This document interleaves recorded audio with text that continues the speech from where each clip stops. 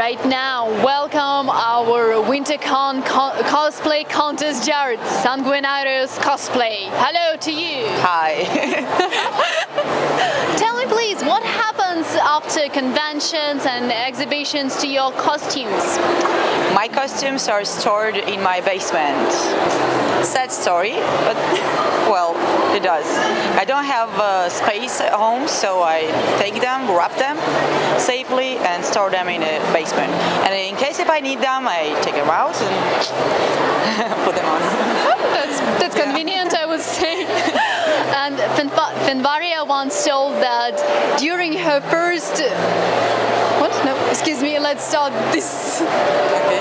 This again, I was been standing it for a while. All right.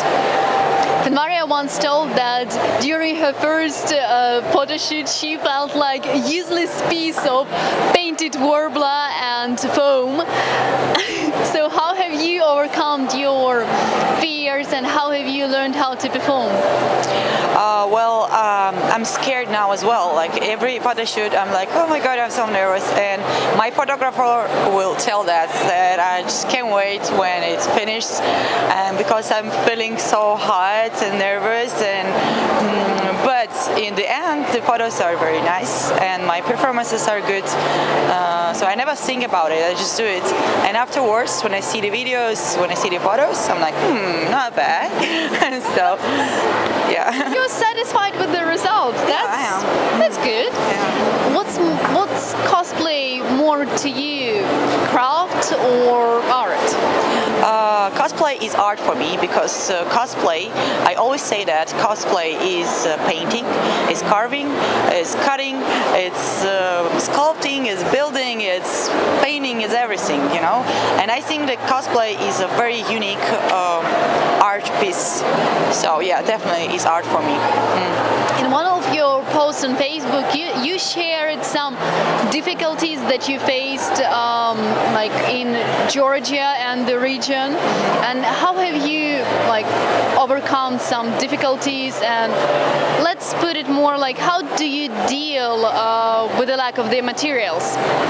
That's a very interesting question because I always worry about that, and the cosplayers are worried about it even more than me because cosplay is not so popular in Georgia, and when you don't have the places to find the materials to get them, it's like they lose the will and they lose the eager to do the cosplays.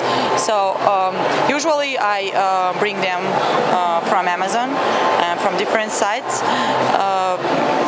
But still, it's like we buy the stuff from the construction stores. We use paper mache and we use weird products.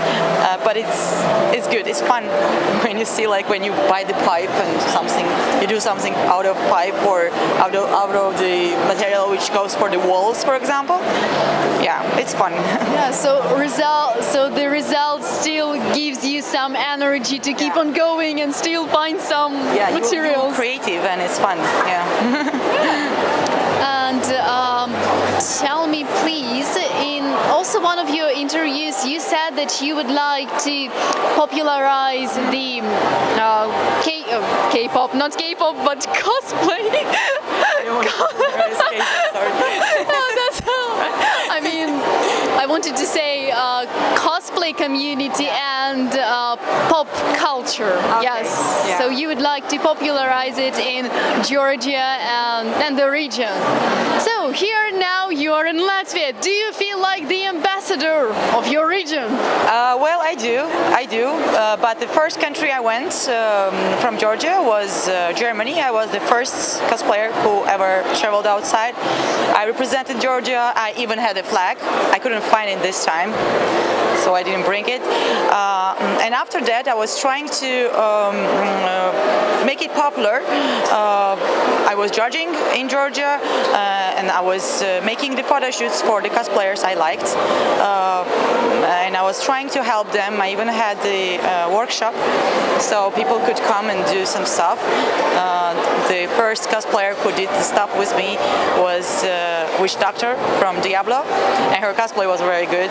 So I'm trying to help them, and finally we decided, like group of cosplayers, 3 of us, we decided to make the convention. And yeah, it was this year, in November, Caucasus Con, and I think it was good. It was a big step. So hopefully it will be as good as WinterCon. So yeah, I'm trying to do it, and I hope that more and more people will get interested in that, and that will help to grow the community.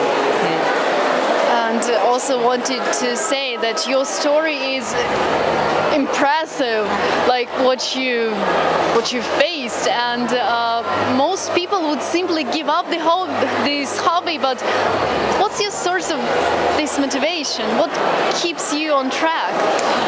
You know what? When you live your regular life, you have problems. You have like lots of stuff going on. But when I cosplay, when I craft, I just forget about anything, and I forget about time. I forget about everything.